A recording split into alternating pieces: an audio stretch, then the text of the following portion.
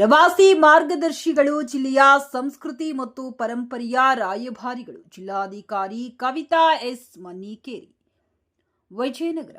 ಪ್ರವಾಸಿ ಮಾರ್ಗದರ್ಶಿಗಳು ಕೇವಲ ಮಾಹಿತಿ ನೀಡುವವರಲ್ಲ, ಅವರು ನಮ್ಮ ಜಿಲ್ಲೆಯ ಶ್ರೀಮಂತ ಸಂಸ್ಕೃತಿ ಮತ್ತು ಪರಂಪರೆಯನ್ನ ಜಗತ್ತಿಗೆ ಪರಿಚಯಿಸುವ ರಾಯಭಾರಿಗಳು ಎಂದು ಜಿಲ್ಲಾಧಿಕಾರಿ ಕವಿತಾ ಎಸ್ ಮನ್ನಿಕೇರಿ ಅವರು ಬಣ್ಣಿಸಿದರು.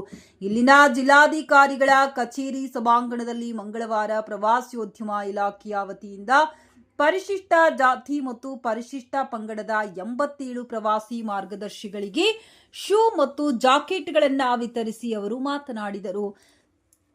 ಇಂದು ವಿತರಿಸಲಾದ ಸಮವಸ್ತ್ರಗಳು ಕೇವಲ ಸೌಲಭ್ಯವಲ್ಲ, ಬದಲಿಗೆ ಮಾರ್ಗದರ್ಶಿಗಳ ವೃತ್ತಿಪರತೆಯ ಗುರುತಾಗಿದೆ. ಸಮವಸ್ತ್ರ ಧರಿಸುವುದರಿಂದ ಪ್ರವಾಸಿಗರಲ್ಲಿ ವಿಶ್ವಾಸ ಮೂಡುವುದಲ್ಲದೆ ಸುರಕ್ಷಿತ ಭಾವನೆ ಉಂಟಾಗುತ್ತದೆ. ಆದ್ದರಿಂದ ಪ್ರತಿಯೊಬ್ಬರೂ ಕಡ್ಡಾಯವಾಗಿ ಸಮವಸ್ತ್ರ ಬಳಸಬೇಕು.